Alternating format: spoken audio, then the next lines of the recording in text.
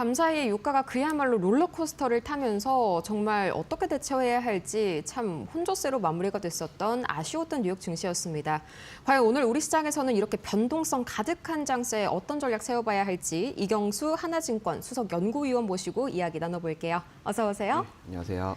네, 밤사이 뉴욕 증시 제가 일어날 때까지만 하더라도 이 3대 지수가 계속 상승하는 모습이었는데 결과적으로는 좀 혼조세로 끝냈죠. 역시나 좀 유가가 좌지우지한 하루였습니다. 맞습니다. 이제 유가가 이제 미국 증시든 뭐 한국 증시, 이머징 증시든 상당히 가장 선도 지표로서 약간 위험 지표로서 상당히 좀 역할을 좀 돈독히 하고 있다 이렇게 보시면 될 것 같고요. 일단은 이제 미국 증시는 이제 호르무즈 해협을 미국에서 잘 이제 호위를 했다. 그러니까 뭐 거기에서 어떻게 보면 이제 선박들이 다 지나갈 수 있도록 이렇게 호위를 했다라는 그런 보도가 나왔었는데, 네. 이게 이제 다시 번복이 됐습니다. 그 기사가 다시 삭제가 됐던 측면도 있습니다. 그래서 이런 측면이 좀 부각이 된 것 같고요. 그리고 뭐 이스라엘이 뭐 이란의 어떤 그 정유 시설을 이제 때렸는데 이제 미국에서 하지 말라고 했다. 이런 얘기도 나왔습니다. 사실 그래서 지금 이제 어떻게 보면 미국과 이스라엘과 이란과의 어떤 서로의 어떤 그 감정적인 역할이라든지 뭐 이런 것들은 계속 좀 지속이 되고는 있지만, 미국이 신경 쓰는 것은 단 하나, 그냥 유가에 대한 호르무즈 해협에 대한 어떤 호의, 그리고 어떤 유가 시설 갖다가 공격을 하지 말라라는 그런 메시지, 이런 것들한테만 이제 타코가 이제 적용이 되는 측면이 있는 것 같습니다. 그래서 그런 측면이 좀 있는 것 같고, 그래서 어떻게 보면 전쟁에 대한 어떤 그 방향성이라든지 지속성은 계속 또 유지가 되는 거 아니냐라는 투자자들의 혼란이 좀 있었던 하루였던 것 같습니다. 그래서 이제 호르무즈 해협을 갖다가 이제 호위하겠다라는 그런 측면의 보도가 나오고 이제 급등을 했다가 이게 이제 번복이 되고, 뭐 이스라엘이 이란을 또 공격했다 이런 얘기가 나오면서 상세가 상당히 좀 많이 둔화됐던 측면이 있습니다. 다만 이제 서머 타임이라서 장이 좀 빨리 마감이 됩니다. 네. 오전 5시면 이제 마감이 되는데, 그 이후에 이제 오라클이 상당히 실적 서프라이즈가 나왔고, 이런 측면이 이제 어떻게 보면 한국 증시에는 긍정적인 역할을 하지 않을까 이렇게 판단하고 있습니다. 네, 이 WTI가 장중에는 뭐 70달러 선까지 내려갔다가 방금 보니까요, 이게 또 87달러 선까지 쏙 올라왔네요. 뭐 그야말로 유가도 환율도 시장도 다 널뛰게 하고 있는 시장인데, 뭐 현재 장세 종합적으로 좀 어떻게 진단해 주실까요? 사실은 이제 그 미국 정부에 있어서는 이제 유가 때문에 주가가 빠졌기 때문에 그 유가를 컨트롤하려고 하는 유가 측면에서만 사실은 이제 그쪽에서만 타프를 하려고 하는 네. 그런 측면이 있습니다. 그래서 결론적으로는 유가의 어떤 그 흐름을 좀 막고자, 그러니까 시장이 하락하면은 본인이 타코한다. 그러니까 시장이 어느 정도 횡보거나 시장이 계속해서 우상향 곡선을 좀 그린다라고 하면 사실 전쟁을 끝날 생각은 좀 없는 측면이 있는 것 같습니다. 물론 그렇게 될 수 있을지 모르겠지만, 지금 뭐 이란에서는 다시 이제 호르무즈 해협을 갖다가 이제 기뢰를 이제 깔았다라는 얘기도 나오지 않겠습니까? 그래서 이런 측면은 그래서 또 이제 미국이 기뢰를 다시 또 파괴했다라는 보도도 나오고, 이게 뭐 100% 우리가 믿을 수 있는 건지, 실질적으로 기뢰는 100% 제거가 될 수가 있는 건지, 우리가 눈으로 보이는 건지, 이렇게 저희가 생각을 한다라고 했을 때는 계속 투자자들의 어떤 그 혼란만 가중시키는 그런 측면이 있는 것 같습니다. 그러다 보니까 유가 측면에서는 상승세를 계속해서 억지로 억누르는 그런 정치적인 행보가 나오긴 하겠지만은, 전반적으로 이제 유가는 기존의 60달러, 70달러보다는 높아진 수준인 거잖아요. 그러면 이 상태가 유지가 되면 인플레이션은 사실은 어떻게 보면은 필연적일 수밖에 없습니다. 이를테면 원재재 가격이 뭐 운송비가 높아지면서 원재재 가격이 뭐 높아진다거나, 아니면은 뭐 이제 곡물 가격이 높아진다거나, 이런 측면에서, 그리고 금리도 올라가게 되겠죠. 그래서 지금은 사실은 유가가 뭐 120달러를 찍고 내려왔다라는 것밖에는 사실 우리가 호재로서 인정할 수 있는 그런 재료는 없다라고 생각을 하고 있어요. 그래서 결론적으로 우리가 궁극적으로 우리가 두려워하는 스태그플레이션에 대한 우려는 여전히 상존해 있다. 여전히 이 유가 측면에서만 미국이 조금 이제 발을 이제 뒤로 이제 빼는 그런 측면으로만 보인다라고 하면은 투자자들 입장에서는 완벽하게 이게 안전하다라고 생각하기는 어려울 것 같습니다. 그래서 어찌됐건 스태그플레이션이 가능성이 있어진다라는 측면, 네. 그런 이제 안전장소는 계속 좀 상존을 한 것 같고, 또 한 가지 뭐 트럼프 대통령이 탄핵이 될 것 같다, 28년도까지 탄핵이 된다라는 그런 확률은 상당히 높아지고 있어요. 이런 것들도 어떻게 보면 네. 뭐 환원한다라기보다는 금융시장 측면에서는 새로운 변수가 될 수가 있는 것이죠. 관세에 대한 얘기는 어떻게 될 것이며, 그리고 관세에 대한 그 방향성이 결국은 미국 물가를 많이 잡았던 측면이 있거든요. 그런 것들이 다시 되돌려지면 이게 금융시장이 과연 좋을 것인지, 이런 것들에 대한 불확실성이 더 가중되는 측면이 있는 것 같습니다. 그래서 사실은 지금은 어떤 우리가 키포인트라고 볼 수 있는 뭐 유가라든지 원자재 지수라든지 금리라든지 달러 인덱스라든지 이런 측면에서의 변동성은 어느 정도 우리가 열어놓고 가야 되는 상황이 아니겠느냐, 이렇게 판단하고 있습니다. 네, 뭐 실제로 이란 전쟁이 곧 끝난다, 뭐 이런 발언이 이번 주에 나왔지만 이제는 또 뭐 기뢰 이야기까지 나오면서 계속해서 좀 유가가 오르락내리락 하고 있잖아요. 이런 변동성이 뭐 앞으로 몇 주 정도 될 거라고 보시나요? 이제 유가는 사실은 이제 기존의 어떤 뭐 70달러 이하까지 떨어뜨리기는 어려울 것 같습니다. 아, 네. 여전히 계속해서 그 혼란이 가중이 되고 있고, 이란이 완전하게 항복을 한다는 것은 호르무즈 해협을 오픈한다, 이런 거랑 똑같이 되는 것이죠. 아무래도 이란 같은 경우에는 이제 종교가 핵심적인 본인들의 코어가 될 것이고, 미국이나 이런 이제 서방 국가들 같은 경우에는 금융시장이 코어가 되고, 그것들이 결국은 본인들의 권력이라든지 본인들의 어떤 지위를 연결시킬 수 있는 핵심 수단이기 때문에, 이런 쪽을 이제 공격을 한다는 측면에서 봤을 때는, 전반적으로 봤을 때는 이게 쉽게 해결이 되기는 어렵다, 이렇게 생각을 하고 있고, 물론 이제 미국이 이제 기존의 러시아 우크라이나 전쟁 측면에서 그때 이제 유가가 꾸준하게 올라가서 120달러, 130달러까지 갔었던 거잖아요. 네. 그런 것들을 막기 위한 어떤 평화적인 제스처라든지 뭐 이스라엘을 약간 좀 자제를 시킨다거나 이런 액션이 좀 나타날 수는 있겠지만, 러시아 우크라이나 전쟁처럼 좀 전쟁이 장기화된다라는 측면, 그리고 이스라엘과 이란의 전쟁 역시 계속 장기화되어 있는 상태였잖아요. 그런 측면에서 사실은 좀 이제 이런 변동성은 이렇게 시간에 우리가 이제 예측을 할 수 있는 그런 측면보다는 우리가 대응을 해야 된다. 그래서 유가가 기본적으로 지금 뭐 10달러, 80달러 이 정도 수준이 유지가 된다라고 보면 금융시장의 어떤 안정성은 전쟁의 어떤 방향성과 전쟁의 지속성하고 무관하게 금융시장은 빨리 안정이 될 수도 있을 것 같고요.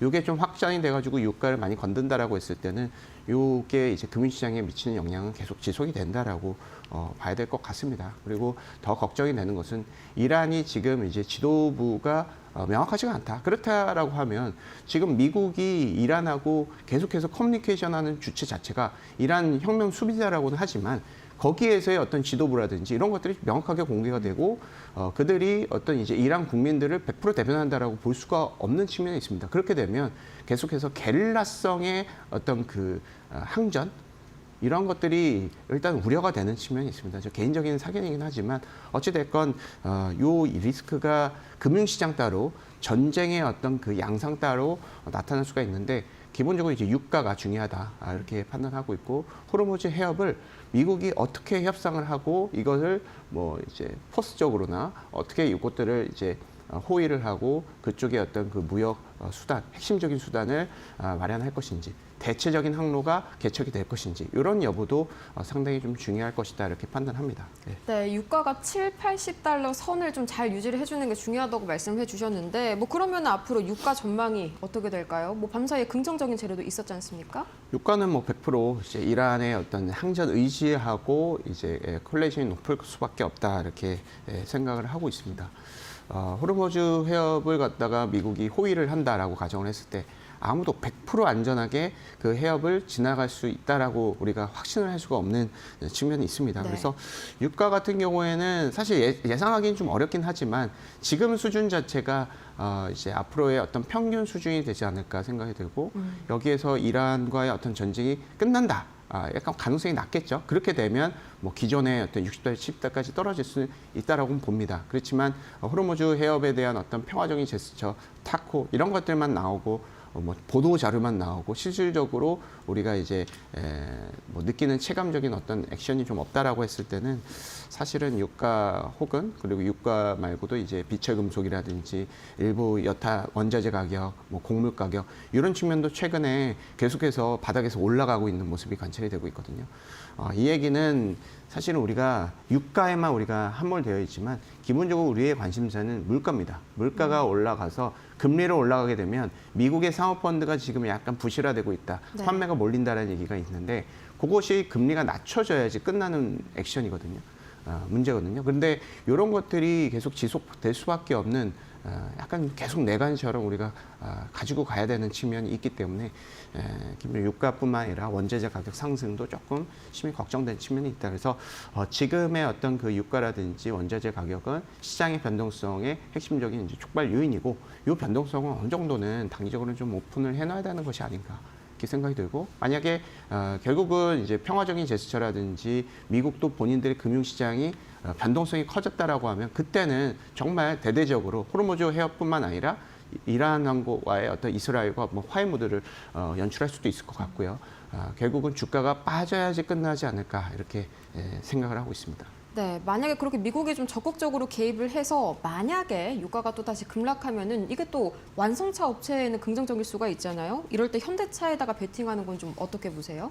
예, 일단 뭐 유가가 하락한다는 가정으로 보면 자동차, 뭐 항공주, 유틸리티 이 세 개 업종이 가장 핵심적인 수혜가 볼 수가 있을 것 같죠.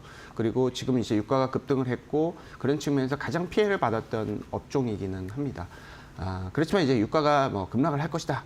라는 그런 기대감. 우리가 항상 이제 차트를 많이 봐야 되겠죠. 유가가 지금 어떤 이제 뭐 외신에 따라서 떨어지는지 여부를 좀 봐야 될 것이고, 이게 어느 정도 한 $70 근처까지 좀 안정이 되고 그러면은 이제 긍정적일 수는 있겠지만 그렇게 되면 또 동시다발적으로 해당 업종의 주가가 많이 오르지 않을까 이렇게 생각을 하고 있고, 특히나 이제 거기에서 이제 자동차 같은 경우에는 이제 뭐 내연기관차도 있지만 전기차도 있고 미래 성장 동력인 모빌리티라든지 뭐 자율주행 이런 기대감도 내년에 상당히 풍부하기 때문에 기본적으로는 유가에 대한 어떤 그 변동성에서 가장 피해를 받았던 자동차가 상당히 유리할 수도 있을 것 같고, 그리고 지금 이제 EWY라는 ETF에서 그 반도체에 캡이 걸렸잖아요. 네. 25%, 50% 캡이 삼성전자 하이닉스를 모두 다 외국인들이 팔아야 되는 이슈가 있는데 3위의 그 현대차부터 LG 에너지 솔루션이라든지 이런 이제 3위부터 그 아래 한 10위까지의 그 종목군들이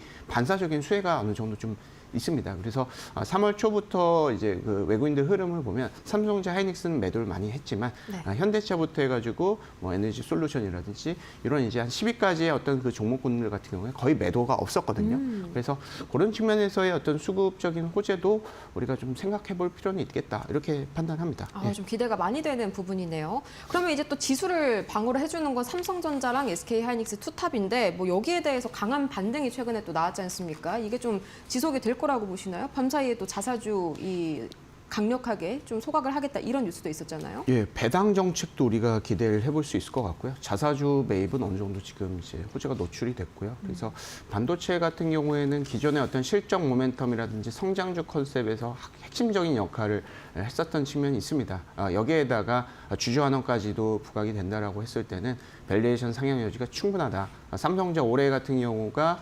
9배에서 10배, 하이닉스가 한 6배에서 7배, 여전히 상당히 시장 대비해서 밸류에이션이 낮은 측면이 있고 글로벌 이제 탑 티어들 기업 이익을 제일 많이 내는 그런 그룹 안에서도 밸류에이션이 가장 낮은 그런 특성을 좀 가지고 있습니다. 그래서 삼성전자 하이닉스 측면에서는 계속해서 우리가 관심을 가져야 될 것 같고, 그리고 이제 EWY ETF에 대한 어떤 수급적인 어떤 우려 이런 것들은 분명히 있습니다. 아무래도 이 종목군들이 삼성전자 하이닉스가 시장 대비해서 많이 올라가게 되면 이 ETF를 추정하는 그 외국인 투자 같은 경우에는 이 해당 종목군들의 비중을 덜어내야 된다는 측면이 분명히 있긴 합니다. 하지만 이 펀드의 규모 자체가 25조 정도밖에 되지 않아요. 25조 정도 된다라고 하면은 해당 종목군들의 비중을 조절한다고 하더라도 많게는 뭐 10%, 20% 조정한다. 한 1, 2개월 동안 조정한다라고 가정을 했을 때도 1조에서 2조? 그러니까 최근에 근데 삼성전자 하이닉스의 순매도, 외국인들 순매도 한 40조 정도 됐잖아요. 네, 그렇죠. 그러면 이거를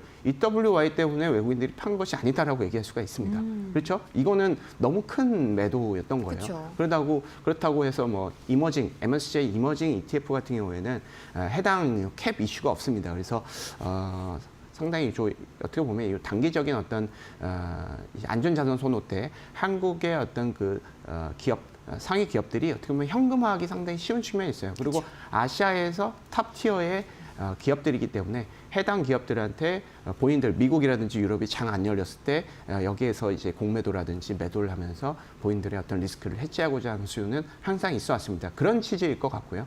그런 측면에서 봤을 때는 기존의 안전자산 선호가 정상적으로 회복이 되었을 때는 상대적으로 좀 반등 역할이 클 수 있겠다라고 판단할 수 있을 것 같습니다. 실적에 대한 추정치도 기본적으로는 많이 올라왔습니다.